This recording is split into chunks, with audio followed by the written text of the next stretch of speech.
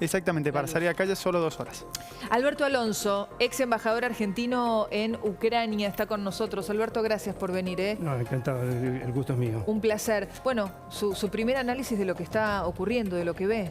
Bueno, el primer análisis que me gustaría hacer es sobre el comentario recién sobre la disminución del toque de queda.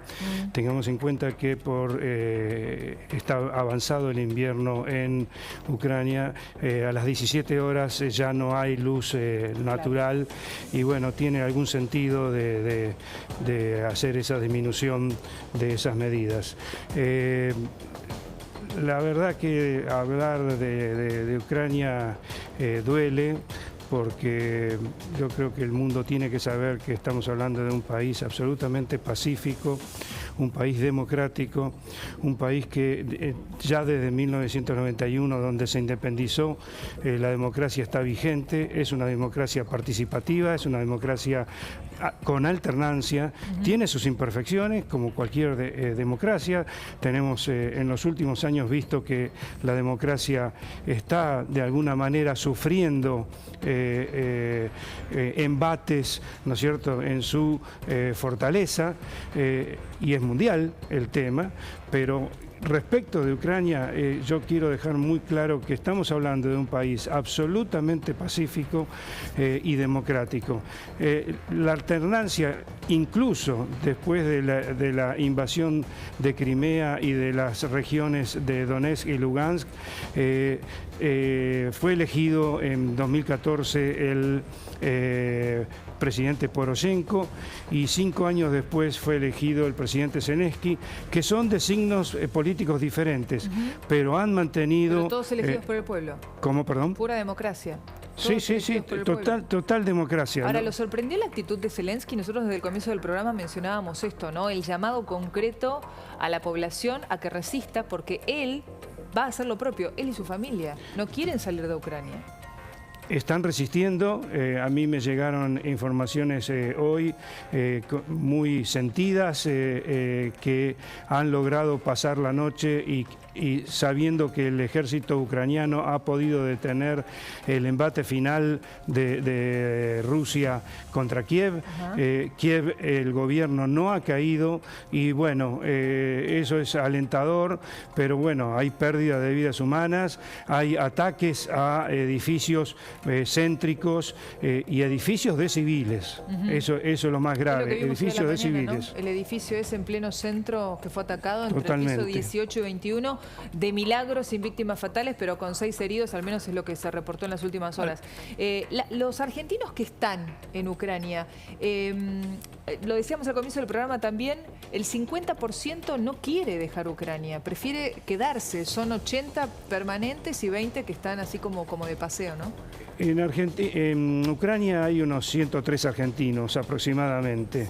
Sí. Un tercio de esos argentinos están en la ciudad de Lutsk y son ucranianos que han vivido en la Argentina mucho tiempo y se han convertido en argentinos, se han nacionalizado argentinos, y hay unos 35 argentinos en la ciudad de Lutsk, en el noroeste del país, que también fue atacada. No sale en los medios eso, porque Lutsk está cerca de Polonia, pero fue una de las 5 o 6 ciudades que han sido atacadas por Rusia también, ¿no? O sea, no ha sido solamente Kiev, Odessa, Mariupol, Kharkiv, que están de Kiev para el este, sino que también han atacado Lutsk en el noroeste. Pero mi pregunta iba, los argentinos que están en Ucrania, que deciden quedarse, perfecto. Ahora, los que quieren volver a Argentina, ¿qué es lo que se está haciendo desde nuestro país? Ha abierto un portal la Embajada Argentina en Kiev, que vale decir, ellos también están refugiados en refugios subterráneos. Claro.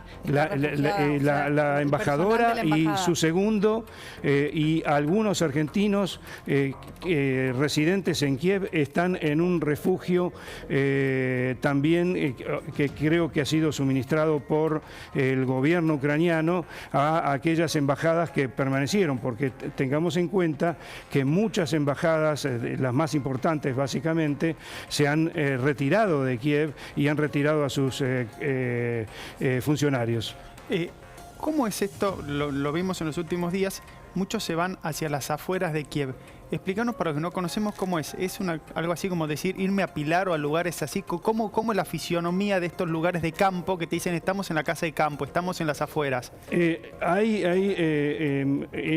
Kiev en Kiev y en otras ciudades hay una política también de lo que se llama dachas, ¿no es cierto? Que son casas de campo, y los ucranianos que tienen un mejor vivir, digamos, tienen esa segunda vivienda, y es en las afueras de Kiev y de otras ciudades, y sí, están yendo allí, a pesar que también me han reportado que han habido ataques a esas zonas. Aledañas, ¿no? Claro, tenemos que tener en cuenta que Rusia conoce muy bien el terreno. Son civiles los ataques. Son civiles. No es como dice Rusia, que son ataques solamente a bases militares o a puestos que tienen que ver con las armas. Lo desmiento categóricamente. Ahí estamos viendo el edificio que mencionaba recién él. Lo desmiento categóricamente. O sea, es información falsa rusa. Fake news de parte de Rusia. Era lo que decía el presidente también Zelensky, ¿no? Que está diciendo que habían depuesto las armas y que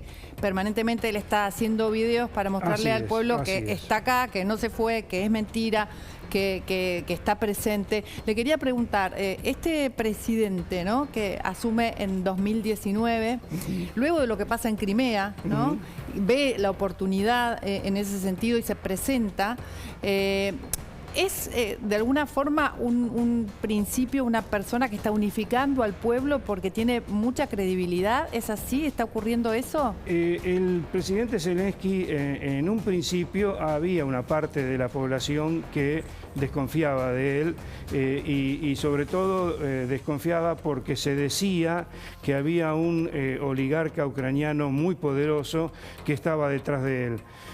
La verdad sea dicha, eso no ha sido así, y Zelensky se ha comportado realmente bien en sus funciones como presidente, y es más, yo creo que Putin termina tomando esta decisión porque se cansó de esperar que Zelensky de alguna manera cediera las banderas que Rusia reclamaba. ¿Nunca las cedió? No, nunca las cedió. Nunca la cedió, y bueno, si bien hay chisporroteos, digamos, con el sector del expresidente Poroshenko, que tiene una fuerte influencia en el Parlamento, insisto, es una democracia y están sus peleas, sus cortocircuitos y demás, pero es una democracia que funciona, y el pueblo ucraniano valora enormemente la democracia que tiene. Alberto, usted recién mencionaba que el presidente ruso conoce muy bien el terreno ucraniano. Y en ese conocer muy bien, seguramente el análisis que ha hecho él no ha sido un día para el otro de esta invasión. Es una decisión que puede haber llevado meses, incluso años. Sí, a ver, con el diario del lunes obviamente podemos decir eso. Yo lo vengo diciendo desde el inicio del conflicto.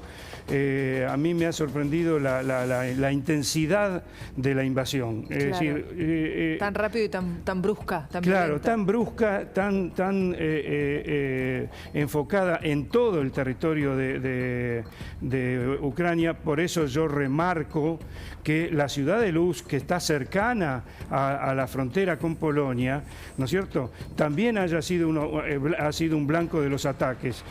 Sinceramente, yo, a ver, no está bueno como diplomático decir que no esperaba un ataque tan profundo y tan íntegro, pero yo no puedo decir que realmente esperaba esto tan grave y tan generalizado. ¿La diplomacia internacional subestimó a Putin? Sí, sí.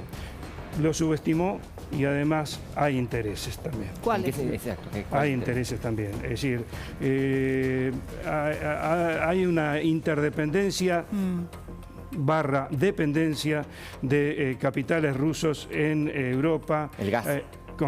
El gas y muchas otras cosas. Hay muchas inversiones de oligarcas y multibillonarios rusos que están básicamente en Gran Bretaña, España, Alemania, y también hay muchas inversiones de Rusia, de Occidente, básicamente alemanas, británicas y francesas, en Rusia y en todos los otros países del Pacto de Varsovia. O sea, cuando cae las 14 repúblicas exsoviéticas, hay un avance económico y financiero y de inversiones de Occidente hacia esos países que entre comillas, se recuperaron para Occidente. Ahora, el botón rojo, ¿no?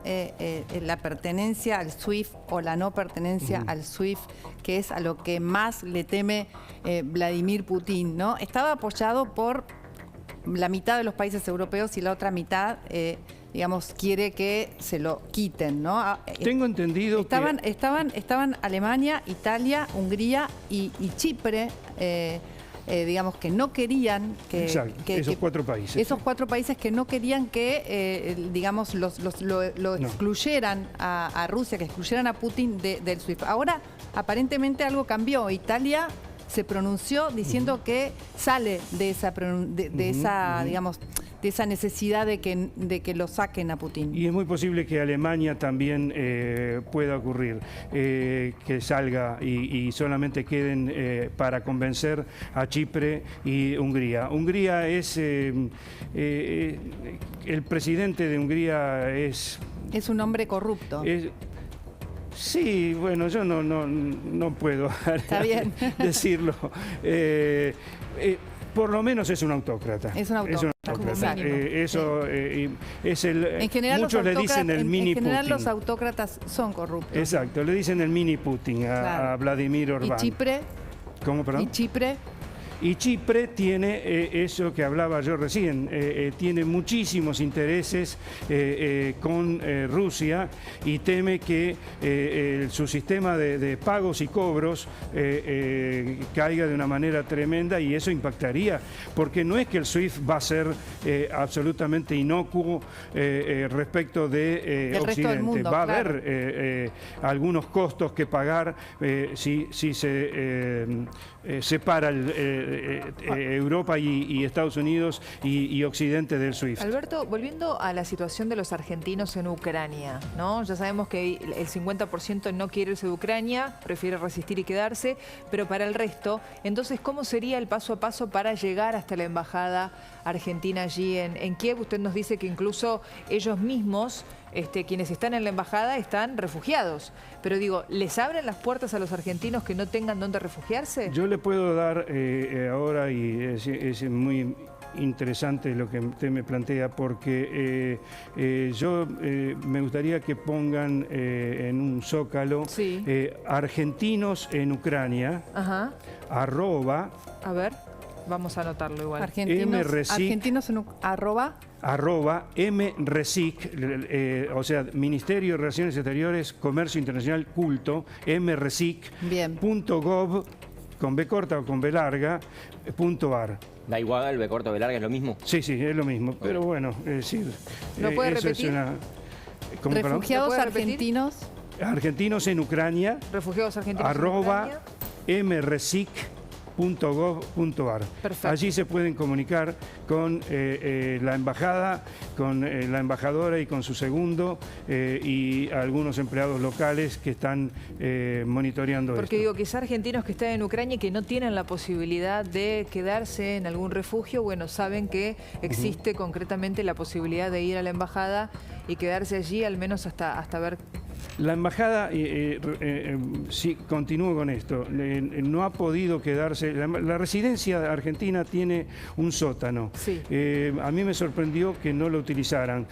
Yo ayer hablaba con mi familia que yo creo que seguramente el gobierno y las autoridades de Ucrania han decidido que el tema de la seguridad de los diplomáticos y funcionarios del del exterior acreditados en Ucrania, se hace cargo el gobierno de Ucrania y los han llevado a otros refugios que supongo serán más seguros. Claro, convengamos que una embajada, no sé si es el lugar más, digamos, puede ser un blanco fácil de ataque. Puede ser un blanco, exacto. ¿No? Puede ser un blanco. Si bien la residencia, no la embajada está en pleno centro, pero la residencia está un poco más periférica. Pero si ellos conocen tan perfectamente el terreno. Sí, perfectamente podría ocurrir algo así. Alberto, volviendo al punto que hablábamos de los gobiernos, ¿el pueblo ucraniano aceptaría que esté al frente alguien prorruso? ¿Perdón? Tener un presidente que lo depongan al presidente actual y que vengan y le impongan un líder prorruso. No. Se impondría manu militari. Se impondría manu militari. No. Es a ver, vuelvo con lo mismo. Hay declaraciones del presidente Putin diciendo que las autoridades ucranianas son drogadictos y nazis, sí, y neonazis. Eso lo dice porque hay primero porque la palabra nazi en Rusia es muy importante y tiene un efecto muy profundo en su población. Claro. No es la misma manera en que ve Rusia el haber ganado la Segunda Guerra, la Gran Guerra, como la denominan ellos, a como se ve en los otros países aliados. Entonces, la palabra nazi tiene una profundidad en Rusia que le brinda réditos al presidente Putin. El Pravý sector, sector de derecha significa en la traducción de ucraniano a argentino, Pravý sector es un sector político que tiene representación en el Parlamento, pero que no llega a ser más del 4 o 5% del total de las bancas en el Parlamento. El resto son todos países absolutamente partidos políticos absolutamente democráticos y que están lejos de la extrema derecha. Además, la extrema derecha, incluso del Pravý sector, la podríamos homogeneizar respecto del Vox en España. Sí, el Vox es extrema derecha, pero participa y está dentro del sistema. ¿A quién le habla Putin cuando dice estas cosas, digamos? A su pueblo. A su pueblo, a los rusos. Él permanentemente les habla. Al círculo círculo rojo de su pueblo. Claro, al núcleo duro. Exacto. Ahora, qué difícil interpretarlo, pero digo, ¿no puede sonar contraproducente que Zelensky, el presidente ucraniano, salga todo el tiempo a decir que fracasó el intento de Rusia de invadir Kiev, que fracasó, que resisten, que no es como a la vez, entiendo que quiera dejar más tranquilo al pueblo ucraniano, pero a la vez un llamado a la provocación? El presidente Zelensky está haciendo está enviando los dos tipos de mensajes. Son por dos un lado mensajes, ese, exacto. Por un lado eso, pero luego también dice, me reuní con el presidente, hablé telefónicamente con el presidente Biden, con el presidente Macron, con el italiano, y me han comentado que van a enviar nuevos efectivos militares. O sea, está haciendo un juego, un doble juego que me parece inteligente, porque por un lado no puede permitirse que la moral de su pueblo decaiga, y por el otro lado está reclamando a Occidente, ayúdenme, no me dejen solo. O sea, como ayuda por un lado, pero por el otro lado tiene que bajar un mensaje de sigamos resistiendo. Exacto, al pueblo. Porque además están resistiendo. Pero además al civil que decidió tomar las armas y atrincherarse en su casa y defenderse. Igual esta guerra comunicacional también sigue creciendo porque hace pocos minutos Dmitry Peskov, que es el vocero, el portavoz de Moscú, lo que dicen ellos es: debido a que el lado ucraniano rechazó las negociaciones, las fuerzas rusas reanudarán el avance esta tarde, como dando a entender que anoche no entraron porque le habían propuesto una tregua horas antes. Como diciendo, como ustedes se siguieron defendiendo, no aceptaron esta tregua, hoy sí realmente, en pocas horas realmente vamos a avanzar como teníamos previsto avanzar. ¿Cómo se puede negociar con un arma en la cabeza? Es muy difícil. ¿Cómo tomar la decisión correcta? Sin duda, sin duda. Lo que dice usted, embajador, es que Zelensky lo que hace también es seguir trabajando en las vías diplomáticas, ¿no? Seguir hablando con los distintos países de la OTAN, con los países de Occidente, para pedirle ayuda y para que además avancen con más restricciones, como por ejemplo el SWIFT. Exacto, y algo también más interesante, que es, aunque tibia y tenuemente, la OTAN ha decidido enviar más efectivos militares a los países que rodean a Rusia, Polonia, Hungría, Rumania y los 3 países bálticos por el otro lado, y además han incrementado la ayuda militar a Ucrania y también dinero para solventar la defensa. Incluso Estados Unidos aprobó una ayuda militar a Ucrania de 350 millones de dólares. Hablando de Estados Unidos, que lo menciona Mariana, ¿la situación hubiera sido distinta, hubiera tenido otro resultado o, digamos, otro hilo conductor si el presidente hubiera sido Trump y no Biden? Creo que hubiera sido peor. Claro. Creo que hubiera sido peor. Creo que el resultante de esta situación un poco es los 4 años de Trump, y también lo afecta al presidente Biden el retiro de Afganistán, pero los 4 años de Trump fueron para Estados Unidos y para Occidente, mi opinión es que han sido realmente nefastos. Y le ha permitido a Putin, de alguna manera, que sus planes respecto de Ucrania y de quizás de otros países tomen forma, los tuviera en carpeta mucho más firme. Que se fortaleciera a lo mejor, ¿no? Que Putin se fortaleciera. Sí, exacto. Y Biden de alguna manera está debilitado. Uno puede ver a un Biden en un momento complicado. Por esa razón también Putin vio que esta estrategia podía funcionar. Claro. Yo digo que hay 2 factores que implica este crecimiento de Rusia. Uno es lo que yo llamo el avejentamiento de Europa, ¿no es cierto?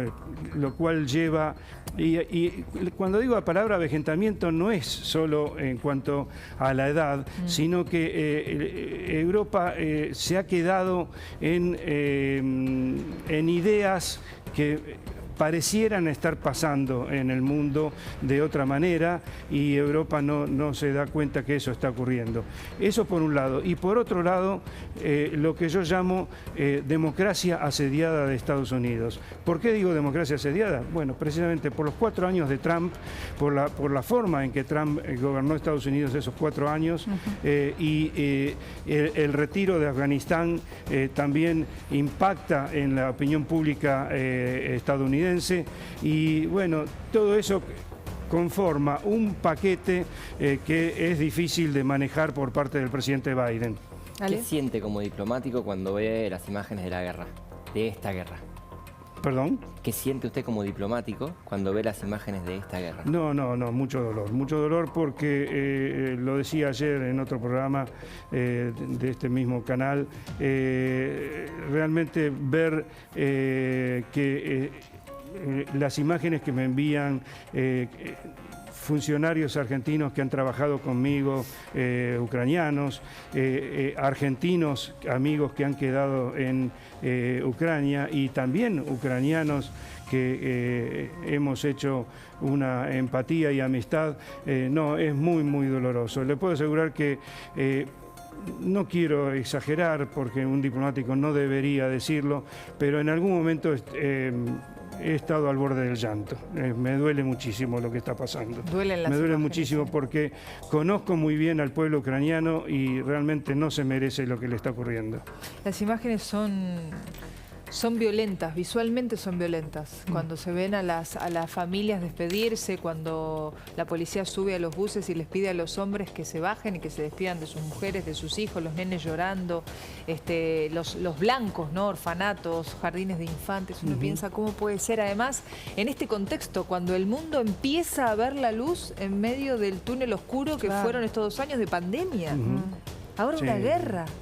¿Le sorprende a usted? Antes de ayer hubo 27.000 casos de COVID. De contagios de COVID en Ucrania, claro. Y 762 muertes por COVID. Además, o sea, eso también, ¿no? Y además atraviesa la pandemia. Eso sigue existiendo. Todo este movimiento de personas que se van a otros países, ¿no? El COVID no desapareció. Claro. ¿Y a usted le sorprende la reacción del pueblo, que lo escuchábamos hace rato incluso con nuestra entrevistada, que la gente está haciendo bombas caseras, molotov en su casa, está pidiendo armas para salir a defenderse? ¿Es un pueblo así de combativo o esta situación lo hizo salir este instinto visceral?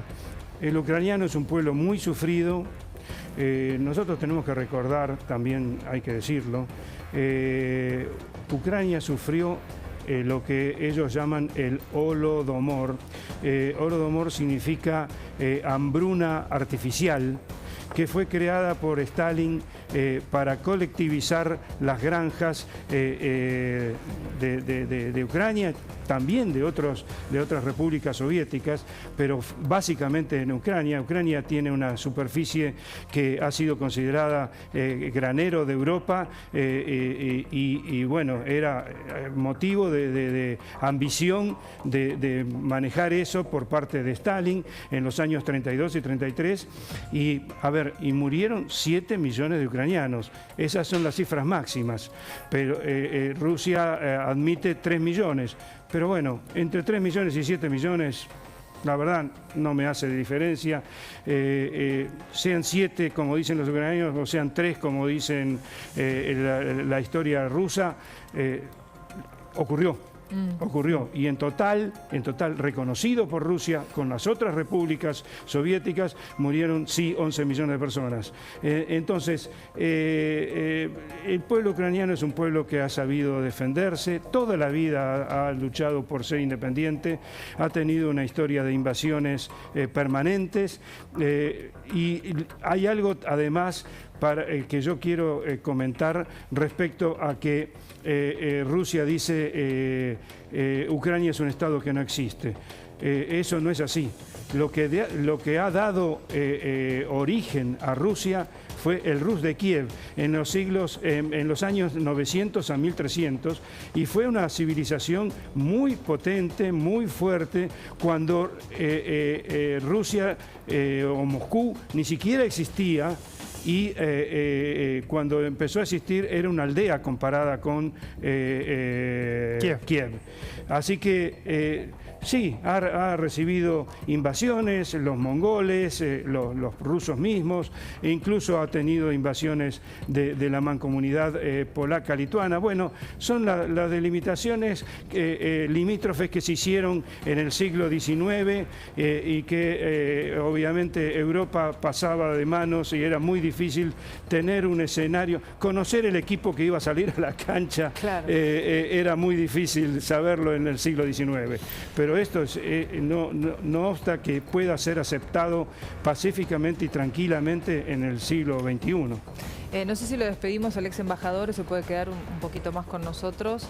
¿Se puede quedar? ¿Cómo no? Pues, algunos minutitos más. Enseguida vamos a tomar contacto con Carola en la Embajada de Rusia para ver cómo está la situación y además seguimos Tucu atentos porque faltan menos de 2 horas para que comience el toque de queda. Sí, y que arranque esta nueva incursión que ya está diciendo Rusia, así que esta noche puede ser una de las noches más